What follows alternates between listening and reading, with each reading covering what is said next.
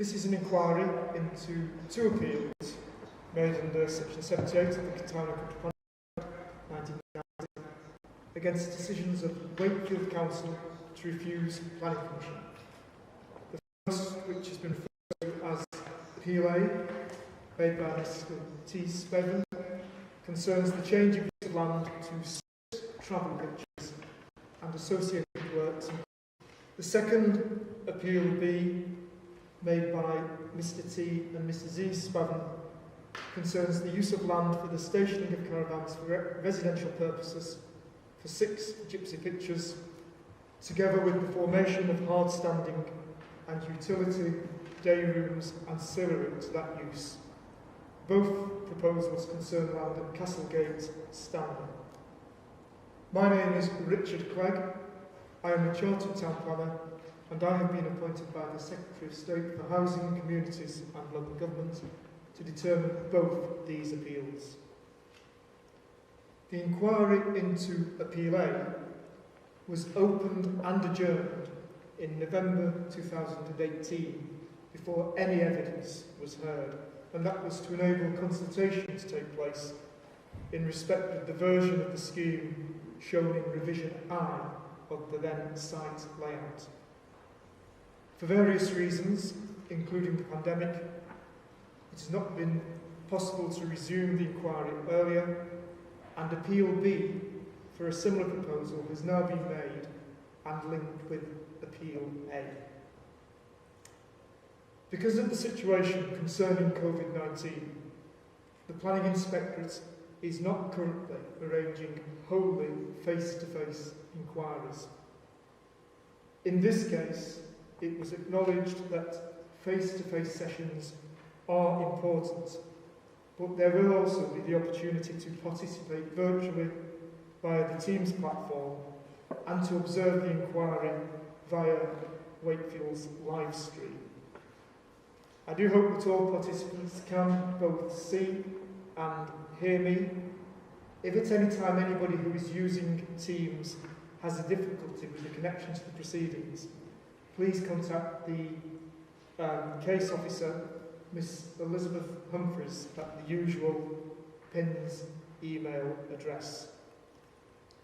With those speaking at any time during the course of the inquiry in this room, please make sure that they keep their camera on while they're addressing the inquiry. Case management conferences were held on the 16th of June last year and the 14th of April this year with the appellants and the local planning authority, and in the latter case also with Stanley Residents Group to discuss the management of the case. Just a few quick but I think key points concerning the virtual element of the event. If anybody who's relying on that loses their connection, please log out and try to rejoin. That seems to cure most of those sort of problems in the first instance. If you're not speaking, please keep cameras and microphones off to avoid overload and feedback.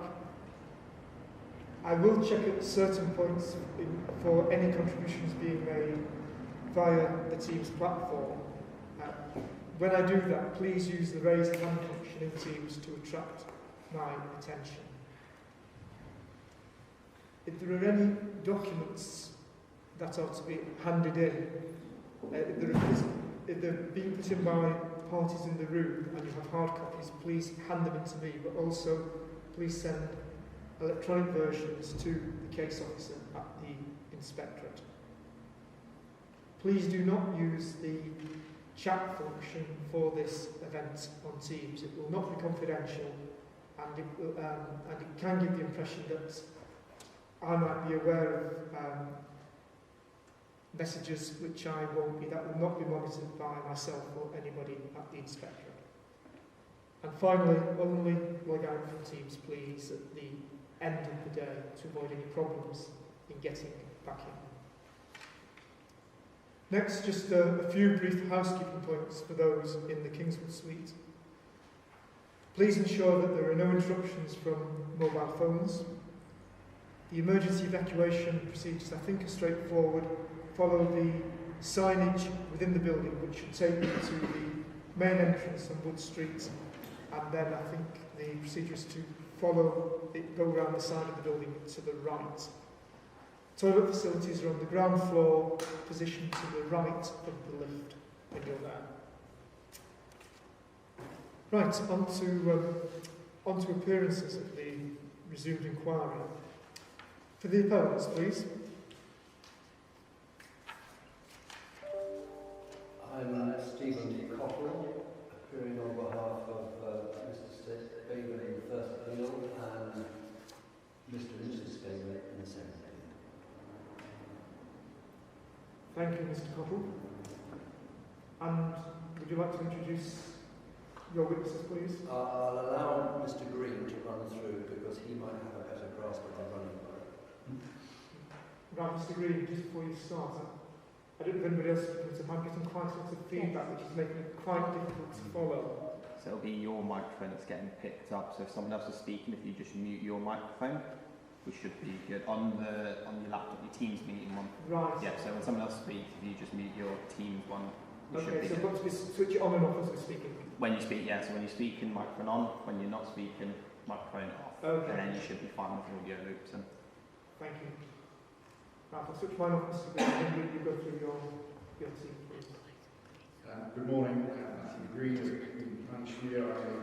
I'm a witness to my left is Tim Green of TGS Acoustics. He will be speaking on acoustics matters. Also appearing, not necessarily in this order, I will just come on to a couple of issues with that. Tom Spavin, Elizabeth Spavin. Mr. Green, sorry, I'm going to interrupt. What I'm getting at the moment is I'm hearing you, yeah. and I'm hearing it from the laptop. So that'll be the audio on your laptop making that. So there's nothing you can really do about it apart from Just switch your own audio. Yeah. So you mute your You microphone. don't need to hear it through the Yeah. line. You don't mind if I come over quickly, do you? Right, I'll come over and show you. so I should be able to switch that off from here, shall I? Yeah. If you just mute your laptop.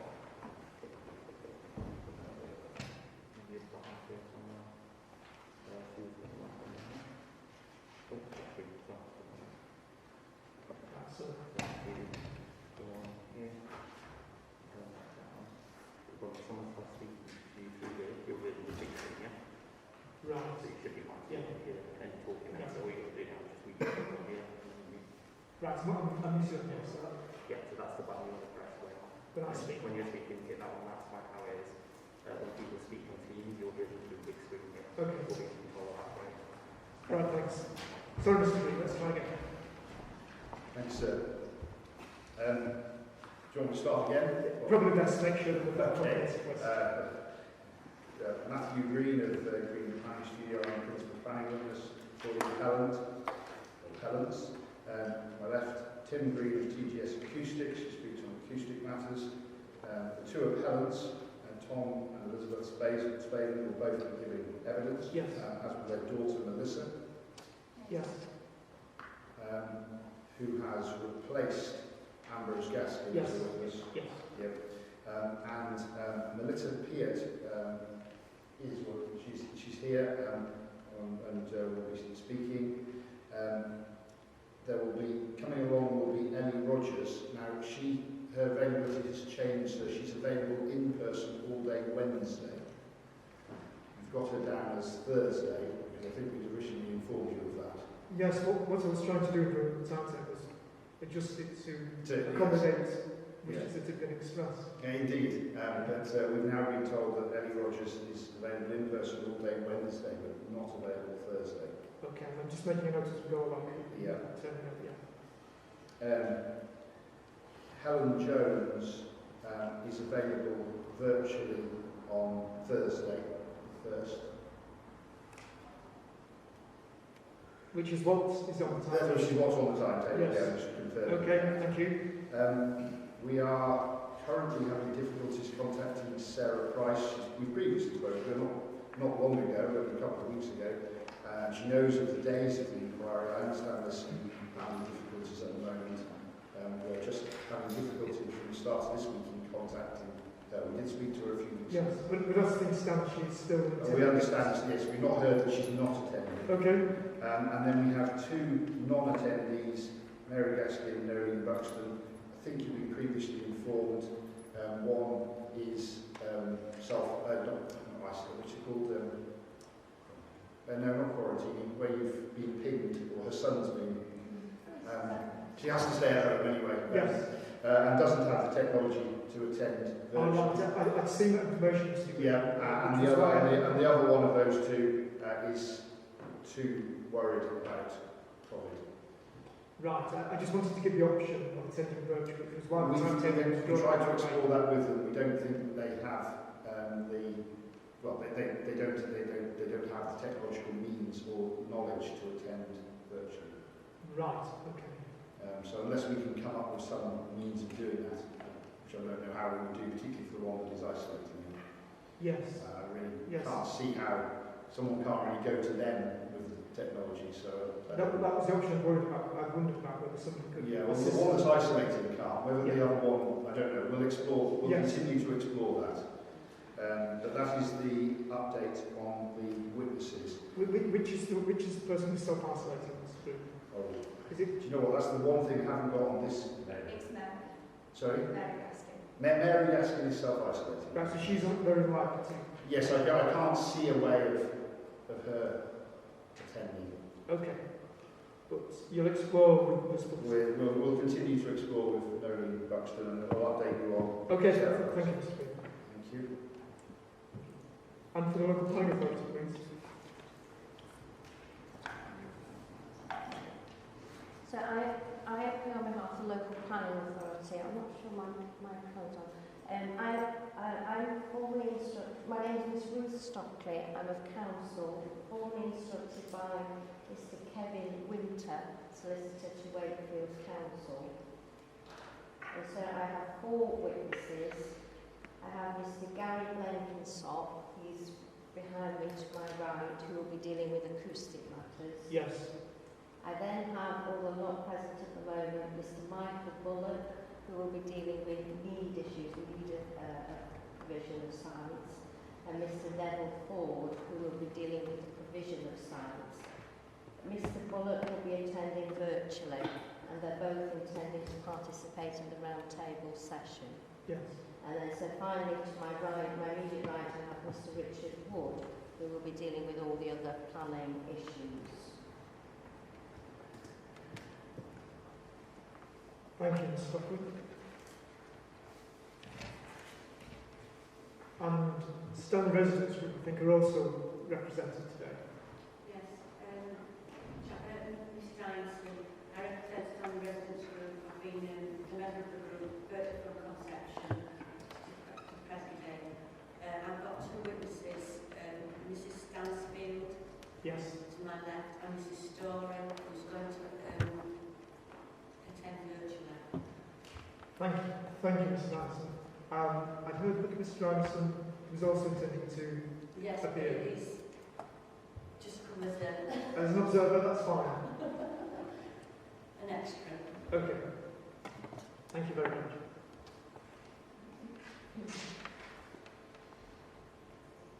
I think that covers everything. I think everybody in the room is associated with those 3 parties. I'll just check whether there is anybody on Teams who wishes to participate who we haven't covered. Can anybody else who is on the Teams platform at the inquiry indicate that they wish to speak at this event?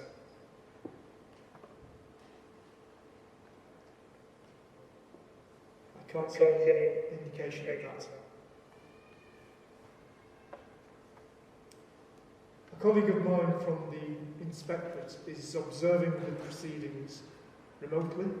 He will not take any part in this inquiry, and the decisions on both appeals will be mine alone. For those in the room, there is an attendance list. It's on the table to the left of the door where you come in. Please, at some point during the day, could you complete that?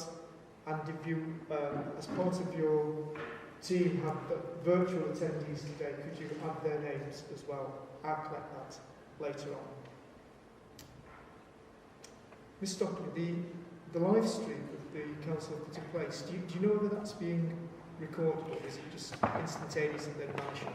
Can I just pass out Yes, that ma'am. to others? So, where's it being recorded to? Is it recorded? It is being live streamed to YouTube on the Wakefield Council YouTube channel. And so we'll be able to be seen later on? You can view it later on, yes, it will all be uploaded.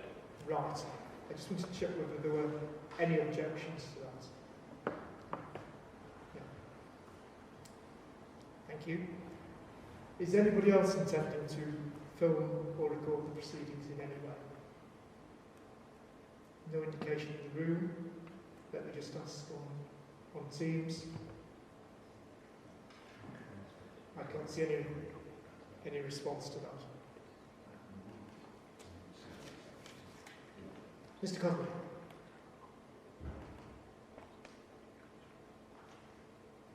Just one point, sir, Yes. which is that when it comes to live streaming in personal circumstances, Yes. national discretion and discreetness Yes. as to whether it's appropriate to continue Yes. that junction. Yes. That's a good point, Mr. Conley. Thank you.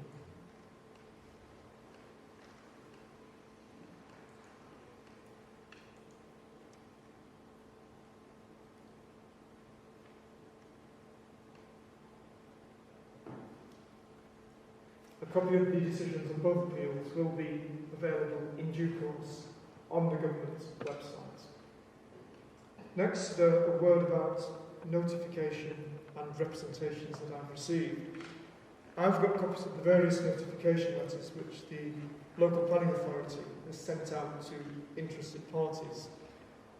I've received about 14 responses to Appeal A in the first instance, just over 50 to the revised plans on Appeal A, and about 20 to Appeal B. Can I in the way we used to do things, I would normally pass a folder out about now so that you could see, you knew what I had and you could check it off. I don't have that facility. Do those numbers sound about right? If you've got any major qualms, I can arrange for the case officers to send an electronic folder out to you to double check. So I have two large folders behind me which would tally with the numbers that you've given. Right, I see if we couldn't go about tell you that I've got every single one you've got or vice versa, but I'm not sure that's necessary. So my instructions are that sounds in the right order. Good. So it sounds correct. Yes.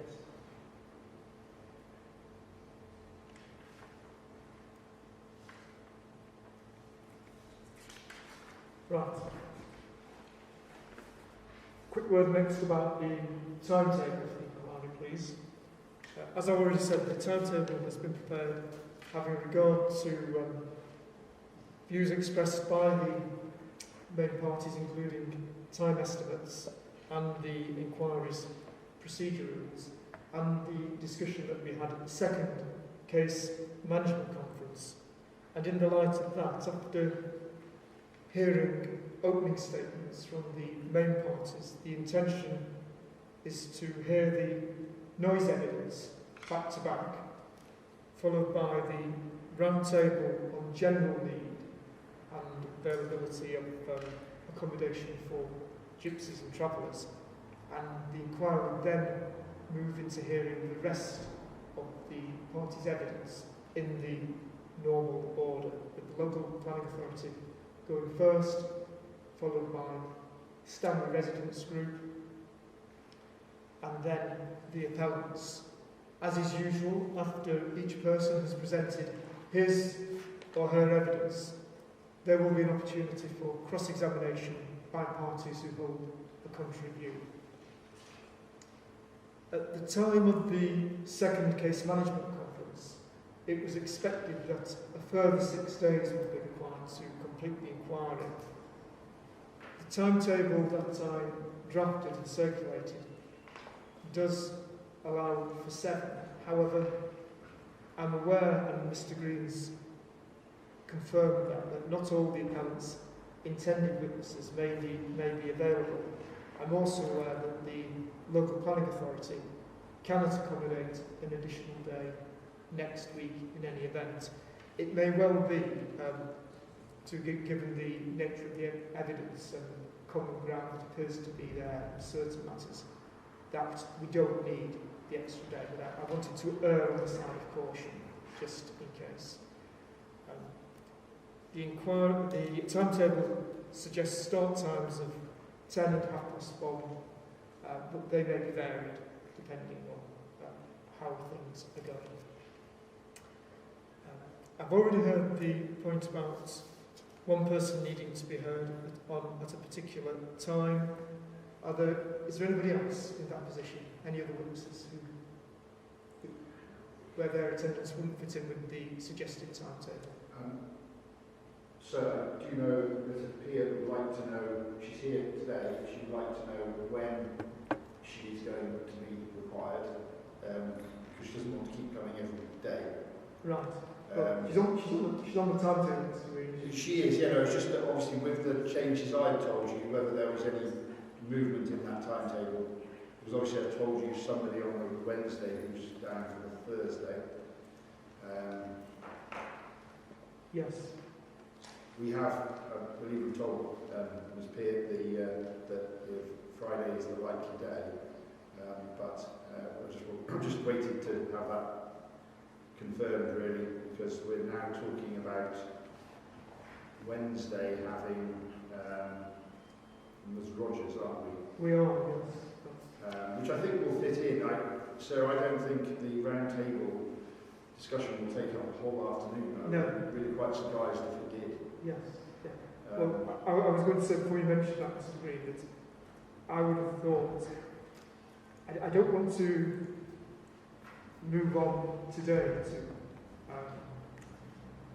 individual occupants, but I think Wednesday afternoon may well be a possibility. Right. But the Rogers and Jones aren't occupants, are they? They're the people from the joining authority who run the council site. Yes, they're from Leeds, yes. But Miss Peart, I would have thought we could say Wednesday afternoon. Wednesday afternoon, okay. Yes. Thank you. I think that's the only one that we might need to. And well, we can do it nearer the time, but Ms. Jones would like to know, perhaps in advance of the day, when, in broad terms, when she might be needed. She doesn't particularly want to sit watching the inquiry all day long.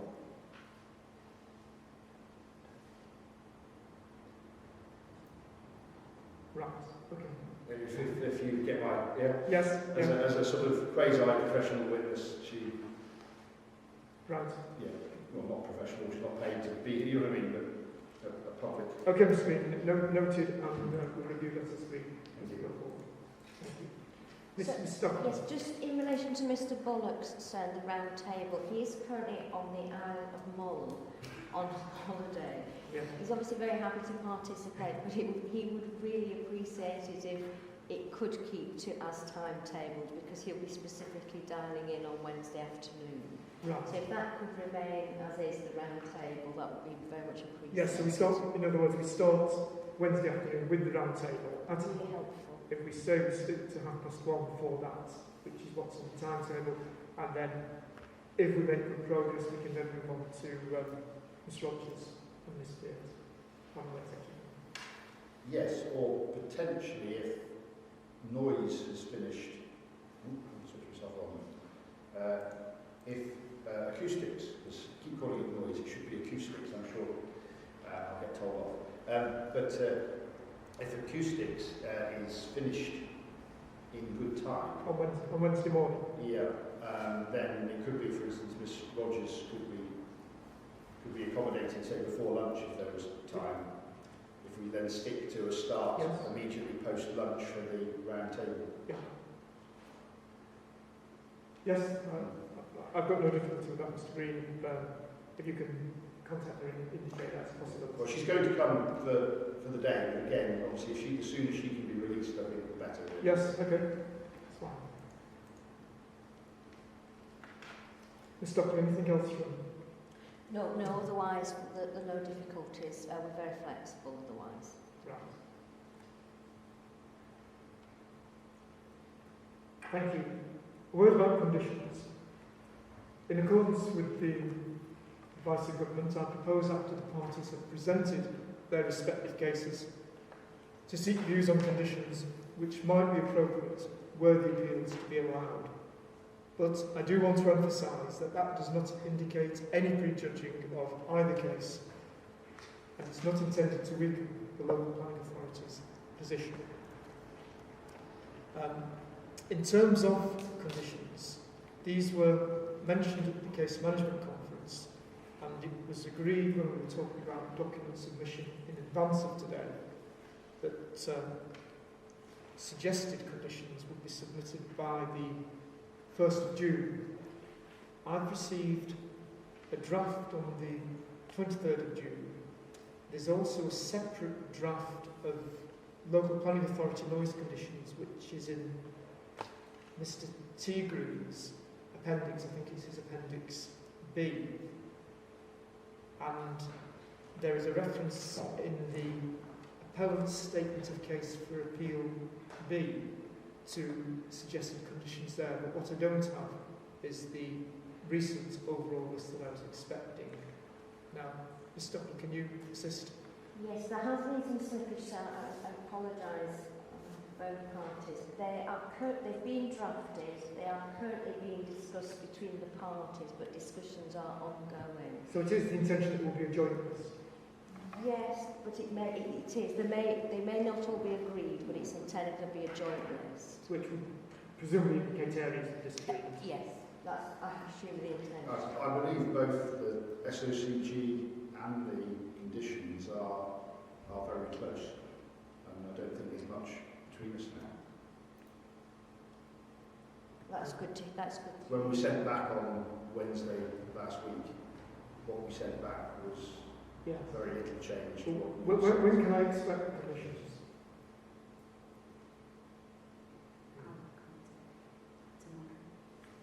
Well, just to give us an action. So certainly this would probably by Thursday morning.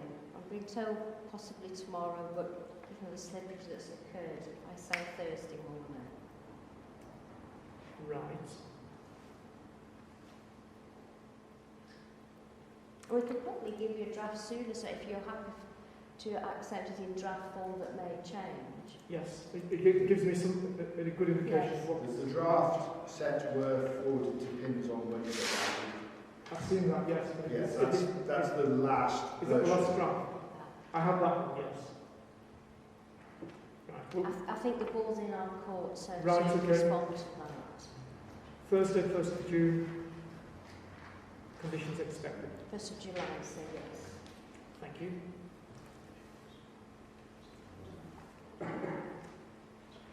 Next up is costs, and I do of course need to draw your attention to planning practice guidance, which deals with the award of costs and inquiries. I've received an application for costs from the local planning authority. Next thing I need to check, Mr. Cottle, is in terms of the response from the appellants. Will it be possible to have that before the end of the inquiry? I will certainly endeavour to do that, sir. Yes. A couple of days before that. Yes, perhaps beginning of next week? That's right, yes. Right. So put down response to costs 6th of July. Indeed. Thank you very much. Is there any intention on behalf of the appellants, Mr. Cottle, to make a cost application? No.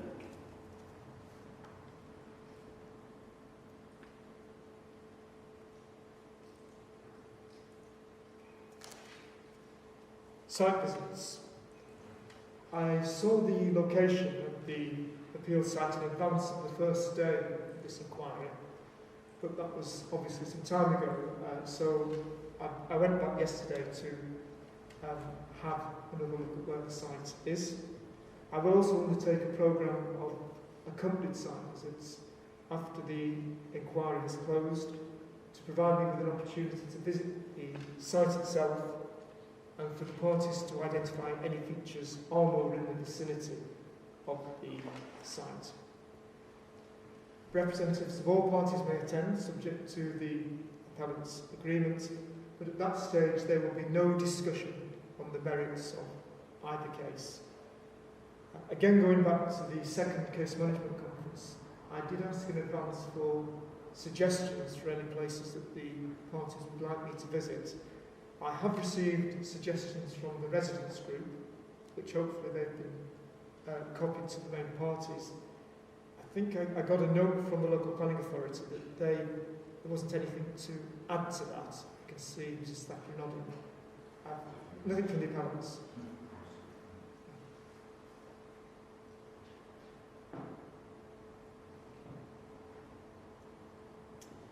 Thank you.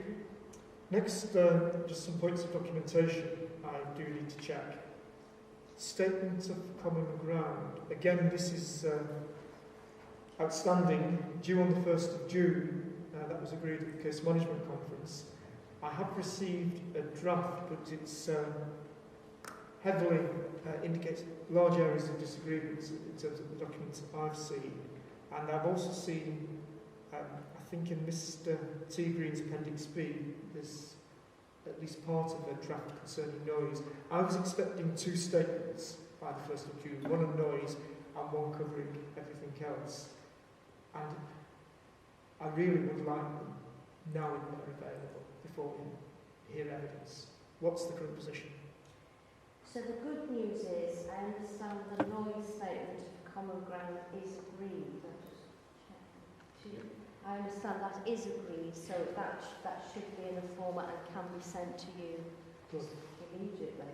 Good. I just thought. So that's the good news.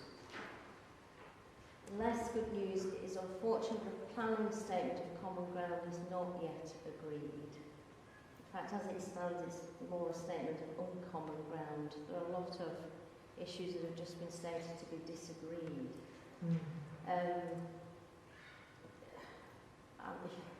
The bottom line is, so that's still got a way to go. I hear what Mr. Green says, but that still has a bit of a way to go, I'm afraid.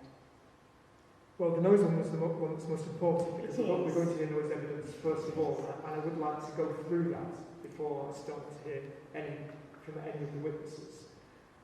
So I'm pleased about that. Mr. Green, where are we up to with the other statements from ground? As far as your on Wednesday, we received, I think on the Friday, 2 Fridays ago, the council's changes to the document we're going backwards and forwards, and we sent that back on Wednesday last week. I actually don't think, yes, quite a number of things with massive disagreement, that's not uncommon, sir.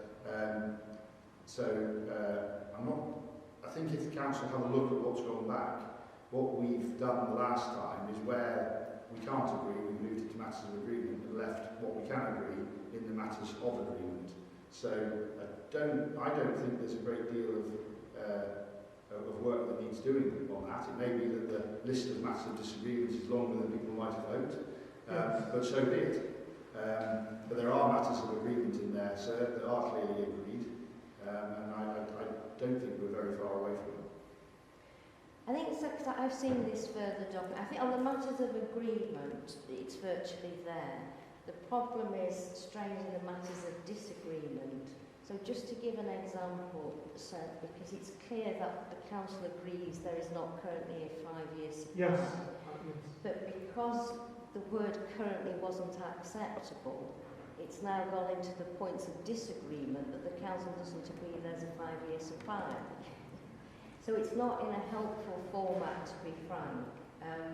And it may be we just put in the points that have been agreed, because some of the points of disagreement don't reflect the true situation. Well, I hear what's said. I think the bottom line, as far as I'm concerned, is that I really do want that by tomorrow.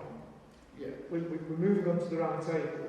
The indications, and Ms. Stockley's just reiterated that, is that certainly in areas such as general need, there may not be a lot between the 2 parties. No, and therefore that should be able to be covered, and I would expect it to be covered in the statement of common ground. It is just a matter that I'm going to take that point.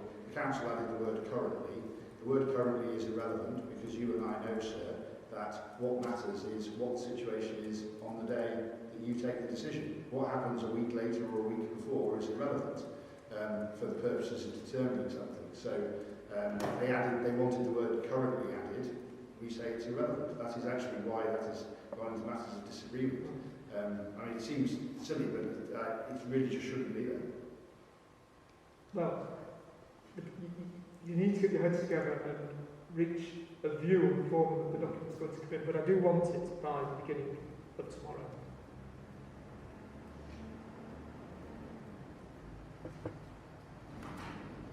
And in terms of the planning, the noise statements that come around, I presume from what's been said that can be sent to the case officer and circulated to the parties. Is there a hard copy that can be handed up to me? Or can one be printed? Well, we do have printing facility, but it can be, or is it, it's not available. Miss Blackbridge can print. It's actually, yeah, that says draft all over it. It's the end document.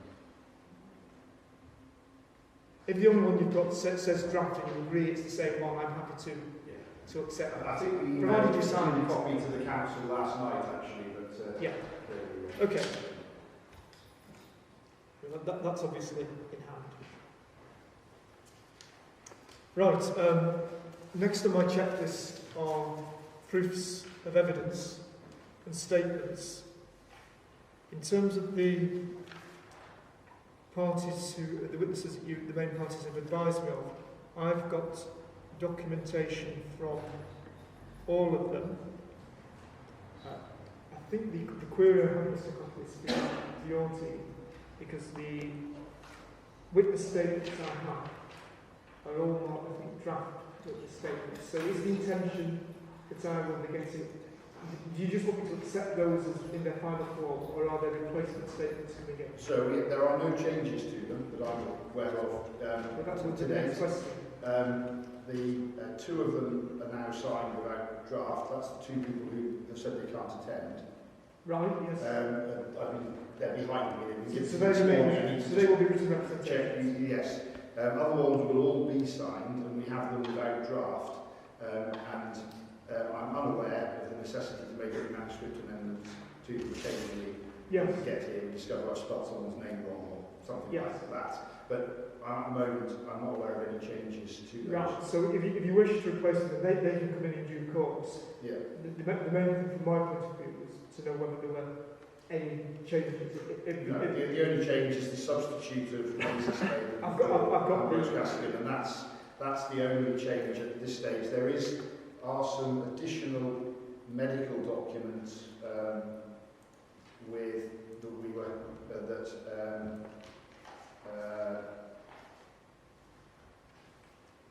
that Mary Gaskin has given us at the same time she has signed her witness statement. I need to look at what I've been given. I would say given to the appellant actually. Yes. So I need to have a look at that. It's been handed to me. Right. The key thing though is no changes to the statement. No changes to the statement. We can work on what we've got. Yes. That's fine. If there is to be any additional supporting documentation, obviously the earlier it comes in, so that myself and the local planning authority can see it, the better. I would imagine by lunchtime today I will have just checked through what I've been given and made sure it's correct and to be handed to you. And that relates to, did you say Ms Gaskin? Yes, there's some additional medical evidence for Mary Gaskin, and I have a signed statement for Noreen Buxton as well, I understand. Okay. I may be able to hand you the signed statements from the Spavens, for instance, at lunchtime today as well, so we could be quite well advanced on that. Thank you for that. You mentioned earlier the change in one of the witnesses with Ms Spaven replacing Ms Gaston. Does that mean that her statement also supersedes, his statement goes out? Yes, Mr Gaskin is no longer seeking a pitch on this site. Maisie Spaven was originally going to be with her parents, but as you will appreciate from the witness statement, is effectively forming her own household very imminently. and as a result, that has... Yeah, all I need to know is whether I can disregard Mr Gaskin's You can disregard Mr Gaskin's evidence.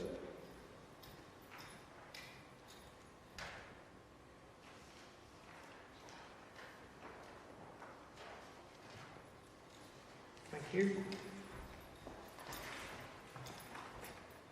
And Mrs Anderson, I've also got, I think, I know representations have been put in at various stages by the residents group, but specifically in relation to the inquiry.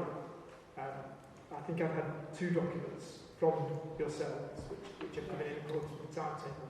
Yeah. The only concern I have is that we have to have a permission by the 1st of June, and hence other people have to proof of evidence. And then when the proof of evidence came in from other parties, I wasn't able to then query any of the points in it. And I'm hoping that will be some of the points coming out today, because we're not 100% sure really how we present all this environment before. Right. Does that make sense? Yes, we did talk about rebuttals, which I think is what you're referring to, Yes. at the case management conference. I think the note of the case management conference refers to rebuttals from the main parties. Yes. With the residents group hasn't taken the opportunity to be what's called Rule 6 party, where you would have been on a similar footing in terms of the expectations from you and in terms of the opportunities available to you. Other parties can play a fairly full part in the proceedings of an inquiry, but it's not quite the same as being a main party. But the proofs of evidence that have come in from both the local planning authority and the appellants, they've been available for some time. Hopefully you've had the chance to see them. And when you get the opportunity to speak, certainly if you wish to make points that are relevant to your case in relation to them, you'll be able to do so. I'll make a note of what you say. Right, that's fine. The other thing is I've just got a couple of pieces of references that I haven't sent in because of this 1st of June. I see. And these relate to things that you've already been talking about in the documents you put in? Yes, plus what has come in from the other parties after the 1st of June. Right. Can you tell me exactly what it is you're wanting to put in at this stage? It's basically just some images, and there's some references that I'm making later on with some references, and I know people like to see where the references have come from, and that's all it is. So if I made a reference about a point, Yes. I then put that down so I can provide it to somebody to show that it came from an appeal dated 2000 and such, just to show where I've got that information from. And this is information you've already put in? Earlier on, yes, on loads of the other ones previously, all the other applications and what have you, when we made comments. But then this is also going back to the information that's come that I hadn't seen about proof of evidence, this latest one that came through after with the rebuttals. Does that make sense? I'm getting a bit confused. I think it does. My understanding of what you're saying is that you just like to give me, in effect, a list of references to material that you've used. Yeah. Mr. Green, wants to comment? Well,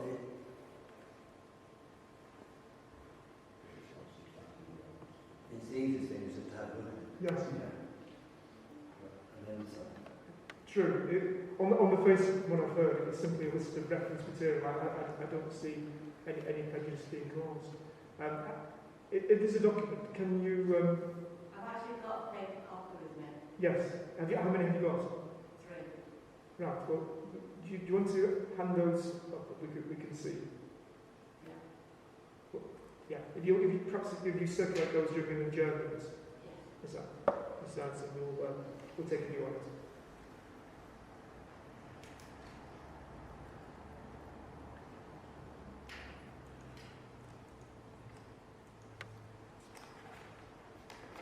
I want to check the the plans because there have been variations now in respect of both schemes, particularly in terms of the site layout.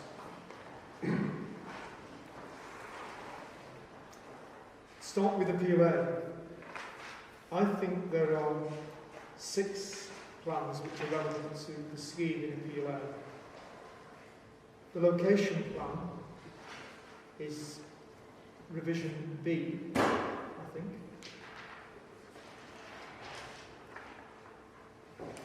The site plan, there have been 2 changes since we talked about revision I when we were last together.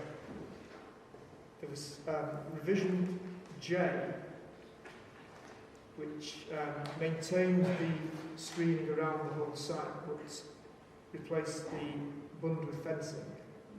But we've now gone on to revision K, which picked up, I think, an error in revision J. And I've seen an email from the local planning authority which says they have no objection to proceeding with that basis. And given the views of the main parties, neither do I. So I'm content that we're looking at revision K. The day room plans, I think, are as originally put forward. In the case of the double day room, there is a revision. It's revision A, but that was considered by the local planning authority. The single day room is just 05. There's an acoustic fence plan which ends in 006, and a fences and knee rail plan which is 07A. I think that's the set. I know there are other drawings such as tracking drawings and so on, but in terms of what's before me for consideration, I think it's those 6. Formally, yes, sir. We also have put in an indicative. Oh, sorry, that's the next. Sorry. Yes, I think you're getting ahead of yourself. Yes, I am. Sorry, I'm misreading my own notes. Okay. So agreed on those. I think I can see Mr. Stockley nodding. I think Mr. Stockley, you're happy with those. Right. In terms of Appeal B, I think again it's a set of 6. There's a site, a location plan that ends in 001. A site plan, I think it's revision C. Yes. As Mr. Green says, there's an indicative landscape plan which I think ends in 010. There's an existing site plan, 002, and the day rooms are slightly different. And reference numbers for those I've got for the double day room 005 and 006. That's correct, sir. Good? And the councillor agreed as well. That's very helpful, thanks.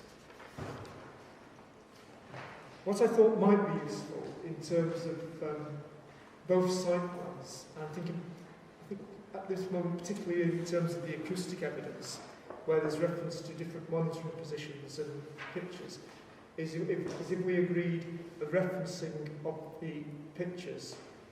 And my suggestion was going to be, I mean, obviously this may be different in the future of the appeals allowed, but for the purposes of the inquiry, I was going to suggest that we number them 1 to 6 going from the west.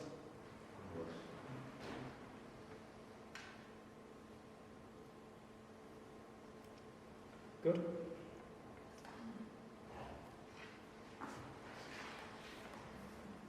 On day 1 of this inquiry, it was agreed that the description of development for Appeal A should be amended because there was a reference to stables, and it was agreed that they weren't part of the scheme. So that's been done. I haven't referred to it since. But just comparing the description, the remaining description of A with B, A refers to associated works, including 6 mobile homes and 6 touring caravans. I suspect that reference should not be there in terms of them being associated works.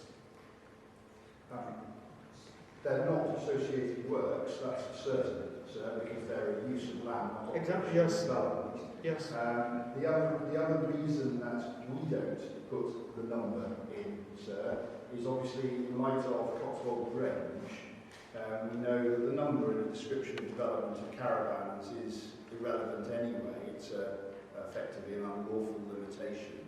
So in the context of that, when we put in applications, so for instance, if you compare the two, we haven't put the number of caravans. Pitches, however, are a piece of operational development in our view. They're the physical area that the caravan might occupy. So we've actually put those in because we regard the pitch as operational development and actually therefore falling under FINI, etc.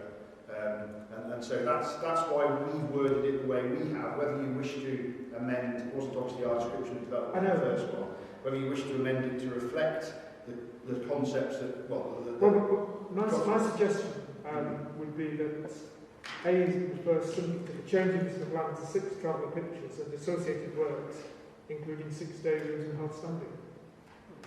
Yes. Both agree, thank you. Yeah.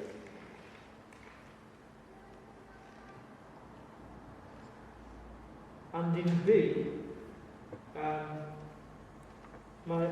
just a smaller suggestion of that, which would be to give the number of utility day rooms, which is, I think it just says utility day rooms at the moment. I'd suggest putting 6 in there. Yes, so the only reason that we haven't there is that some of them are double day rooms in the sense they serve for 2, but I mean, yes. Yeah, but if you have a pair of semi-detached houses, it's 2 houses. That's true, yes, I'm happy with that point of view. Yeah. Mr. Cottle's nodding, so yeah. And Ms. Stocking. Yeah. Thank you. Thank you for that. The main issues now, which, as they remain as set out on day 1, just by way of a refresh, the effect on the living conditions of future residents with regard to noise, the effect of the proposed developments on the openness of the green belt, whether the proposals would involve encroachment into the countryside, and fourthly, whether the harm to the green belt by reason of inappropriateness and any other harm would be clearly outweighed by other considerations, so as to amount to the very special circumstances necessary to justify the developments. I do want to stress that that's clearly a view that I've reached before I've heard the evidence. It could be modified as a result of the evidence presented to the inquiry, and other issues can, of course, emerge. If you do disagree with my understanding of the issues, please make your views known as and when your cases are presented.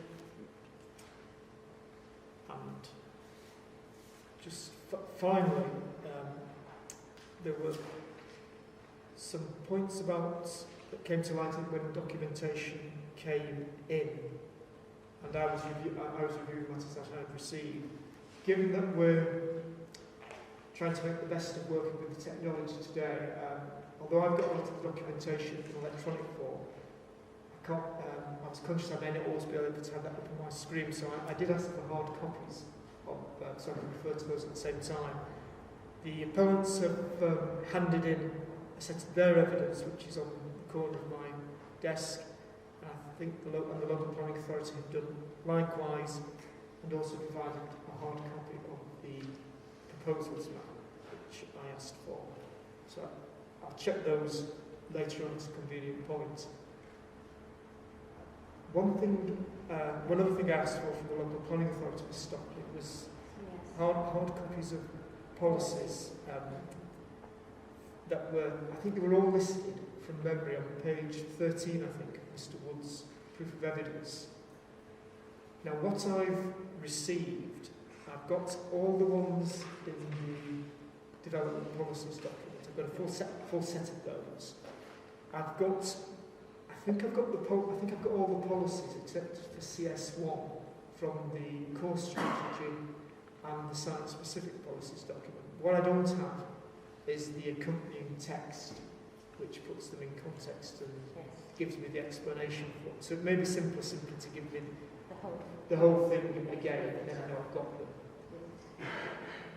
We can deal with that. And I think the final thing at this stage is, and this is mentioned, I think, It's in Mr. Ford's evidence, paragraph 6.1. And I'm not quite sure whether there is a document here or not, but and I wondered whether it was something that was being alluded to by Mr. Green at the case management conference, when there was talk about a recent local planning authority document concerning sites and capacity and assessments. Now, the documents I've got in terms of general need are the two GWTSAAs from 2016 and 18. But I'm not sure whether there's something subsequent to that, which if there is, I haven't got it, put it like that. Let me just call it up. Yes. The reason for the question was that in Mr. Ford's proof, he heads section 6, Traveller Site Capacity Assessment 2020. Now, I don't know if that's just a reference to an exercise, or whether there's a document with that name.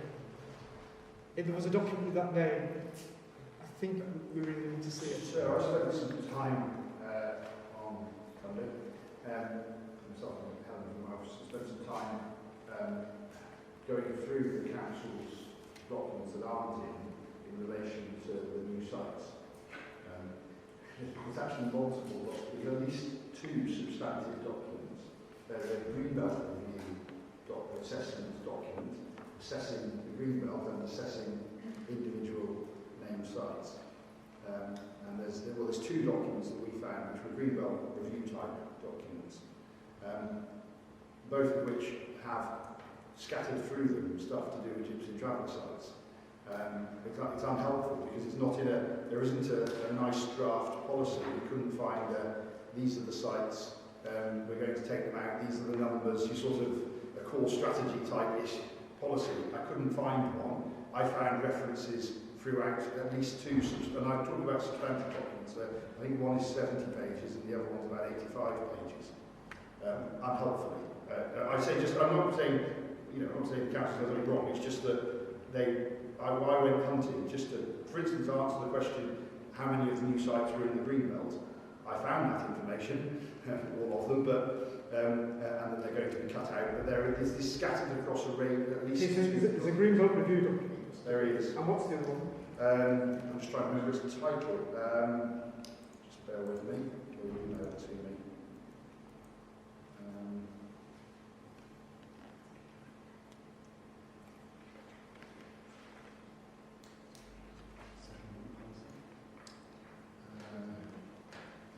There's a Greenbelt Review technical paper, October 2020,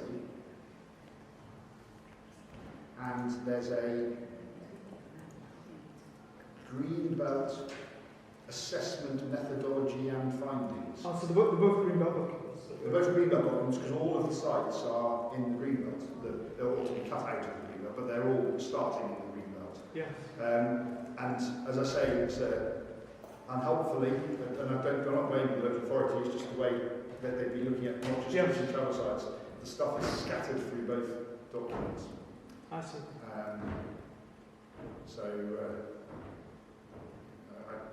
Yes. And are those documents that you're going to refer to? Not particularly, sir. No, I just wanted to do some. We had concerns about delivery, and so I was trying to find out whether, for instance, they were proposing to cut them out of the Greenbelt or not. We've discovered. Well, if this is going to be the subject of questioning. I think it will just be a matter of agreement between the parties that they're going to cut them out of the Greenbelt.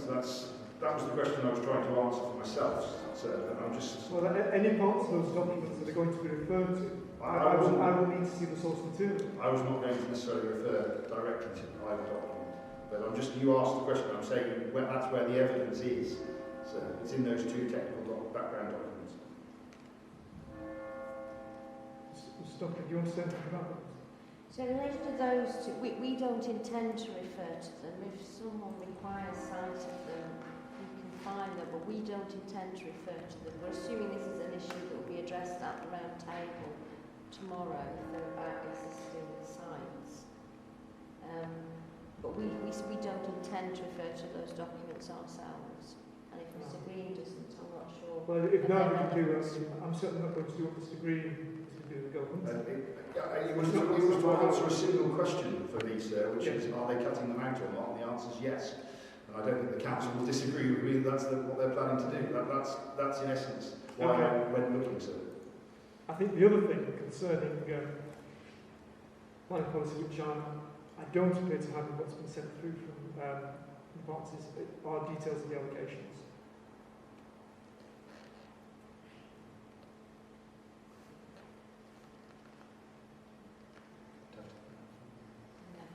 So yes, so in relation to both that and the 2020 assessment, because I haven't seen it, but I assume something exists because he refers to the details of it.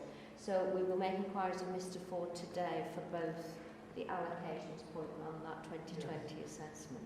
I assume from what Mr Green has said that you have got that information.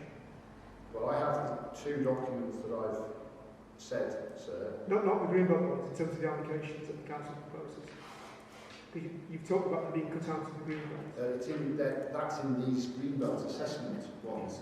The gypsy sites they identify them as an exception to be cut out of the greenbelt, and then they are listed in tables and they're on maps, and they're in these 2 documents. That's how we checked all of the sites. That's how you come across them. Yeah. So now I'm confused as to what I'm requesting from Mr Ford in relation to allocations, which I've just blasely agreed with. Mr Ford did provide in his appendix 1, I think it is, or is it A? I can't remember, the first appendix, a table which he has produced. That led us to go hunting for where that comes from. I've not seen anything in his table that is wrong, sir. So I'm not proposing to tell you that there's inaccuracies in his table. But that is what prompted us to look for where that information came from. We found these 2 documents. So I'm presuming that Mr Ford has culled it from these 2 documents. What there doesn't seem to be, and we've not found, is a nice, neat, here's a gypsy and traveller document showing where our allocations are and what we're doing with them. Frustratingly for the appeal, I say I understand why the council have done it where they have, but in some ways I think it's the right thing to do. If there were something in draft report, emerging policy which indicated that these allocations are being put forward, that is certainly something I would want to see. Yes, I'll make inquiries. If you make inquiries, we certainly want to see exactly what there is tomorrow. Yes, indeed.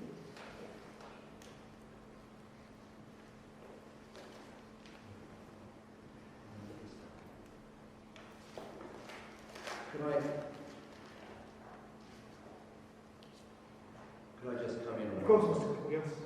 which is that it's been brought to my attention that the local planning authority's office at Lincolnshire has paragraphs 10.1, 10.2, 10.3, which refer to the acoustics, ventilation and overheating guide. I also asked my own friend just to include me in the email to the inspector with the previous request, so that I also have what is sent to him regarding the policy explanations that you referred to. Yes, of course.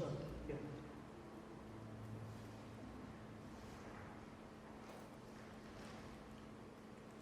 Thank you, Mr. Butler, for that. That's helpful. Well, that comes to the end of my list of matters to raise. Mr. Cottle, anything else you wish to raise at this stage? Sir, Mr. Cottle's just reminded me that actually the sites are listed in an individual in other locations in the settlement appraisal of the publication draft plan October 2020. So it has a settlement appraisal, which is this fact, but at the back of it is other locations, and those other locations include gypsy sites. Okay. And it gives their size in hectares and the fact they're proposed for allocation. The concern is trying to find a needle in the haystack, because it is a lot. So if a draft policy is reliant on allocations, we want a list of the allocations that the policy is intending to adopt. Yes. Yeah, I understand. But they are scattered across a number of documents, the information. Thank you. Was there anything else, Mr. Cole? Mr. Stockton, do you? No, nothing further from our part. Yes.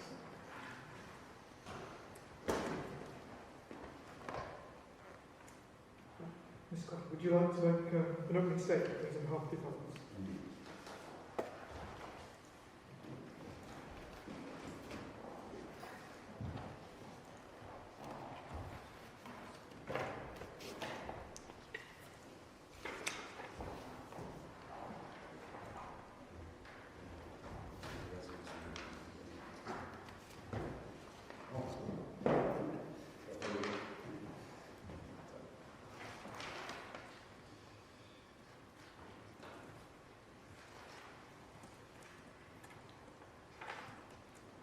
Without being impolite, sir, probably easier if I face the camera.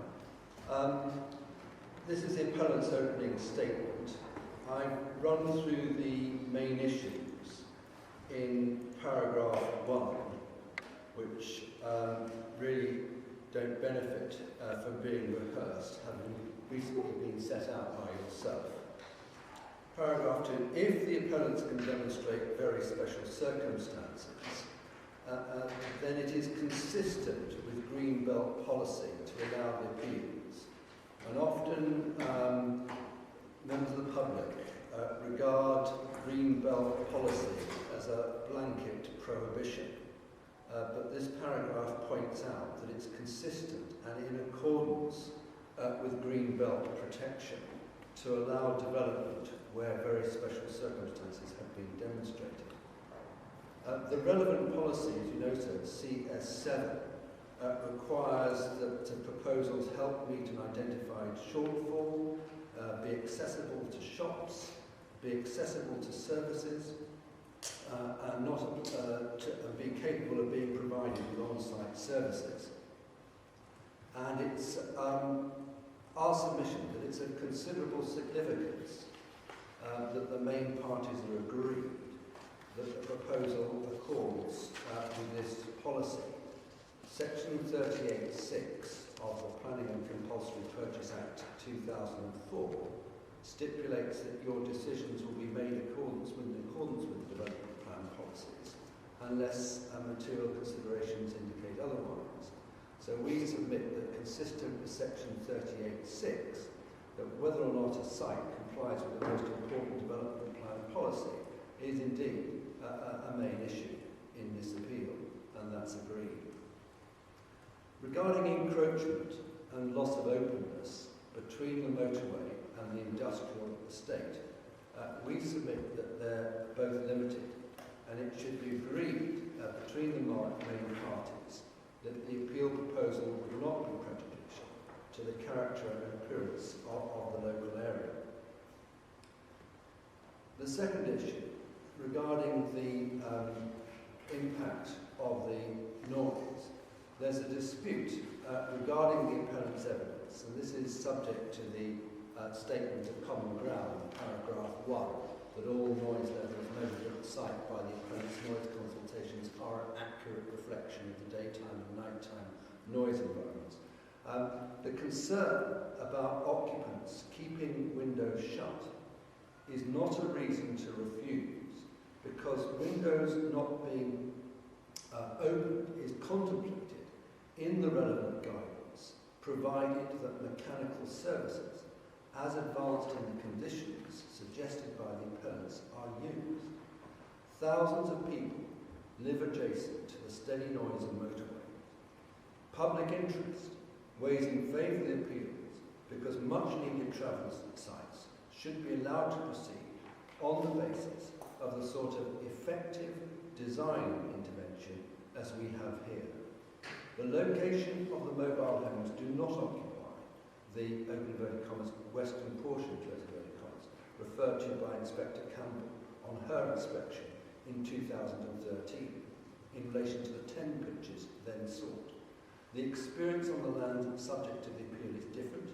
You have a different size and design of proposal and different evidence before you concerning differently located land and different people. And that point is made because many of the objections from local residents were nonplussed as to why we're even here, given that there was a previous refusal. And we make those differences are serious and substantial and require a fresh appraisal by you, informed as you do have by the expert evidence before you. The balance of factors, we say, has altered significantly since the matter was last considered by the Secretary of State over 7 years ago. Regarding the Greenbelt balancing exercise and whether or not very special circumstances exist, we submit this is to be unpacked into its various component parts, and the material considerations are listed by Mr. Green under paragraph 175 of the appeal statement and 164 of his proof, and I won't set them out again. But you're aware that the local planning authority would rather concertina them together, whereas we would regard best interests and health as separate considerations, they would roll them together. What is required to demonstrate very special circumstances is not to be regarded in isolation from the matters that these VSC have to clearly outweigh. The strength of the matters that have to be established to demonstrate very special circumstances therefore depends on whether or not you accept the evidence of TGS acoustics that the relevant recommended noise levels are not exceeded. Recorded noise levels reduce the further east you are, and at the eastern end of the immunity area, which can be enjoyed as it's intended, but also supplemented, as happened for millions during lockdown, by Parklegate. And there was a page 19 in Mr. Garrett's report, which is adopted by Mr. Green, that lists various local resources, like a local park in Carlton and there's Rothwell facilities as well, that during lockdown, many millions of people got in the habit of going to resources that they wouldn't previously have used. You're invited to conclude that the combined weight of the factors relied on in support of the appeal by any gypsy, see paragraph 245 of Mr. Green's proof, it should say travellers, including compliance with CS7, the lack of alternative sites, the historic failure of Wakefield to have effective policy in place, and the unmet need for sites, clearly overwhelm both the substantial weight that must be given to protecting the Greenbelt and any further weight to be attributed to such local harm as may be identified. In the alternative, then we add in a raft of further material considerations, each of substantial weight. And those are the disability implications, the personal need, the interference with Article 8 rights, and I pause there to say that they are equally engaged, whether off the site or on the site, and it would be appalling if somebody moved on and could rely on Article 8 and somebody who hadn't moved on and complied with the law couldn't. Article 8 is engaged, even though they're not there yet. And the children's best interests, when also added into the balance of factors, are clearly enough to demonstrate very special circumstances. Now, without prejudice to the substantive case for a permanent permission, you will be invited to find that very special circumstances have been shown for at least 5 years for a temporary permission. Wakefield are so strapped for sites, they propose allocations in a number of different Greenbelt locations. And you'll realise, sir, that when planning policy for travel sites was introduced in March of 2012, the Secretary of State envisaged that planning authorities would have a 5-year plan in place by April 2013. And almost 10 years late, Wakefield are just about getting vouchers. But there's a big, serious question mark over the feasibility of the intention to allocate those sites. So we say that a temporary permission is a fair outcome if you're against us on a permanent permission. And it speaks volumes about the difficulty the council finds itself in, that it is having to take sites out of the Greenbelt. There's clearly a pressing social need for such a temporary permission until Wakefield have got their house on. Thank you, Mr. Cockle. Mr. Stockton, please. Sorry for the lack of staple. It's okay. Thank you.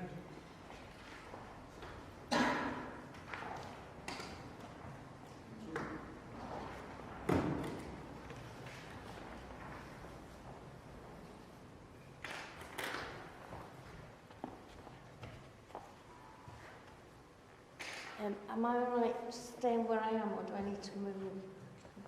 You'd be fine. That'd just be a side shot of your face. It's the best side. Absolutely fine. So by way of opening, the two appeals, which have been referred to as Appeal A and Appeal B respectively, both relate to full planning applications for a change of use of the appeal site for a 6-pitch traveller site together with associated development. A personal permission has been sought for Appeal A, a non-personal permission is sought for Appeal B. Both seek a permanent consent in the first instance and then a temporary consent in the event that a permanent permission is regarded as acceptable. So the Council's case that will be put to this appeal is based upon its 2 reasons for refusal relating to noise and to the green belt, and upon the identified main issues, so which you read at the beginning, and I've set them out there and therefore won't repeat. So just a few matters by way of opening. Firstly, in relation to the appeal site itself and its surroundings, we will be pointing out that the following are of particular note in relation to this site. It is, as known and of course, located within the green belt. It is separated from the hard shoulder of the M62 motorway, which is used as a running lane by vehicular traffic, by merely a shallow, soft landscaped embankment. And the site immediately to the west was previously refused planning permission, dismissed on appeal by the Secretary of State in 2014 for 10 traveller pitches, and again on grounds of harm to the green belt and harm from traffic noise to the occupiers, despite in that case there being the acknowledged unmet need.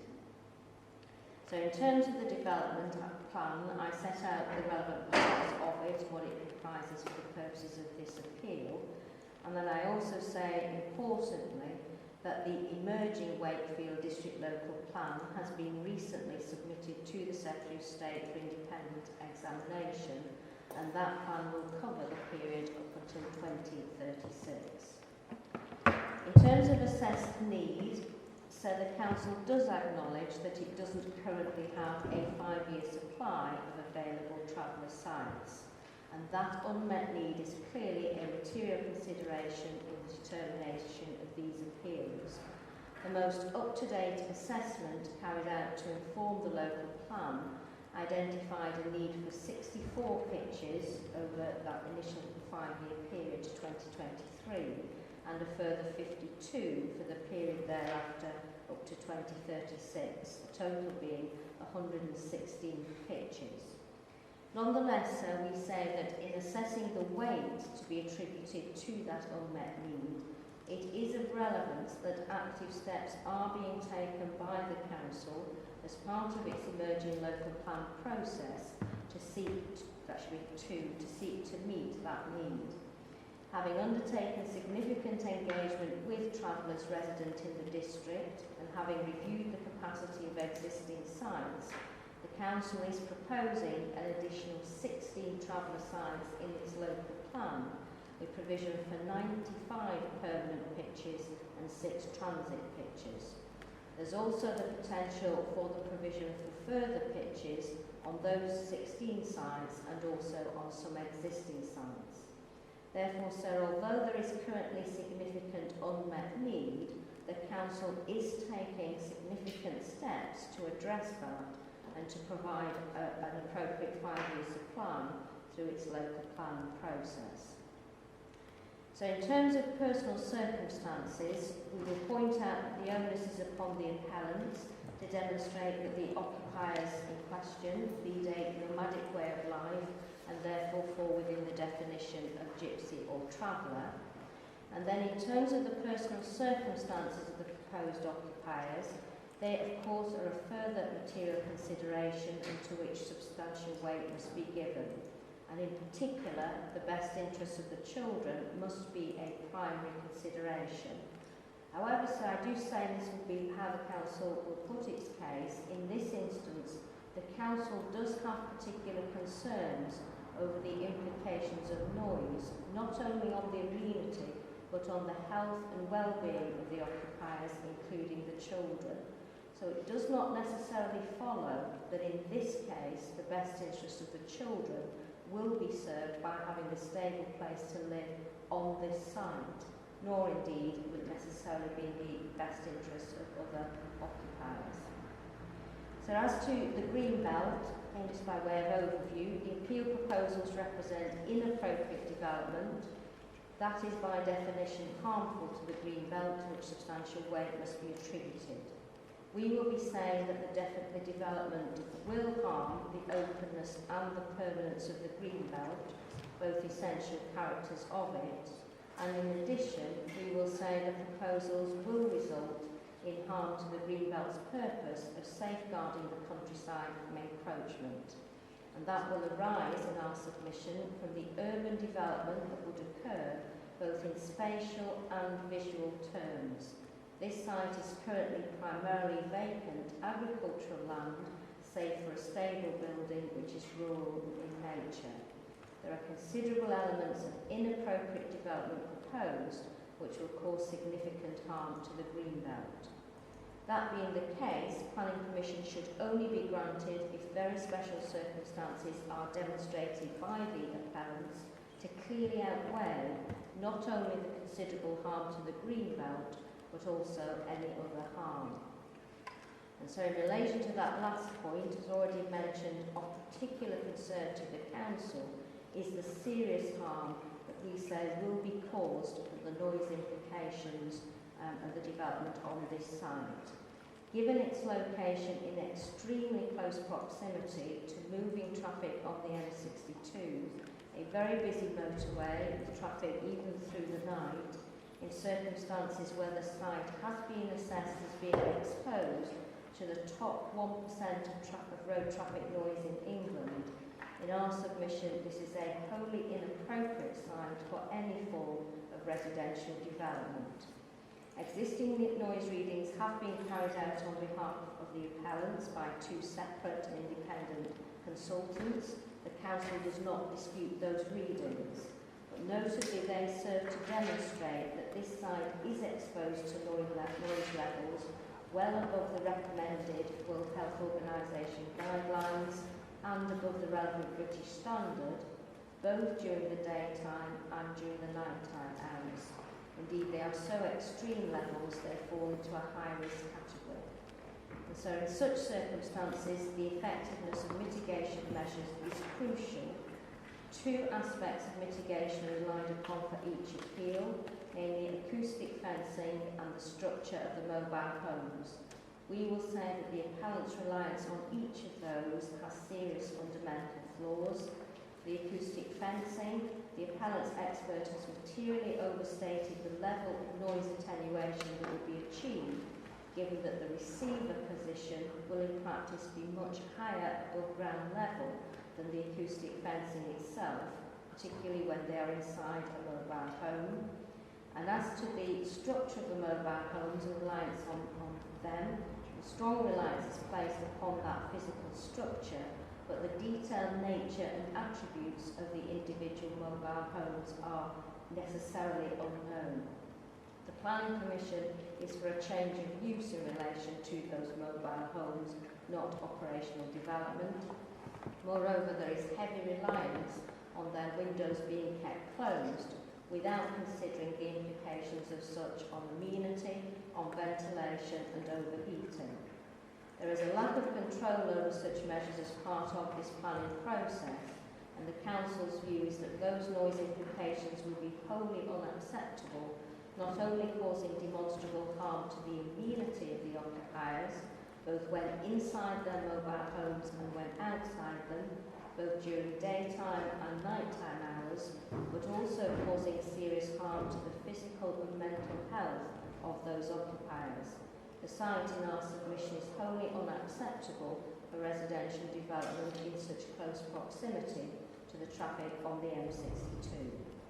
So with that harm being noticed, we will say that very special circumstances have not been demonstrated by these appellants to clearly outweigh the harm to the greenbelt, the harm arising to health and amenity from noise, and other more limited harm, given, as we point out, that the site is likely to result in the access to local services by means of the private car.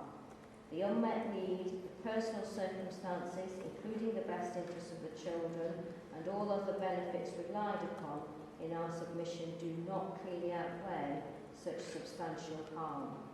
Further, that is the Council's position in relation to both a permanent and an alternative temporary consent, and indeed particular reference will be made to paragraph 16 of the PPTS in that regard, which indicates that the best interests of children, personal circumstances and unmet need are unlikely to clearly outweigh harm to the greenbelt and any other harm so as to establish very special circumstances.